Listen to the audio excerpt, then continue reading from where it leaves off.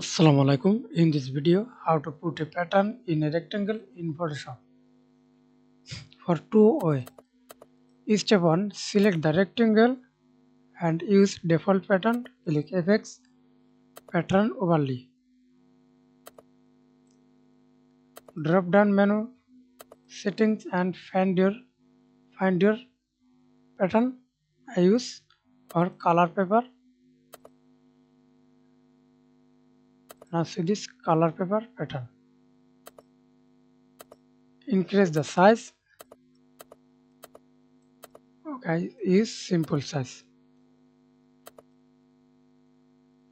Or you import this pattern, click again, click FX Pattern Overlay,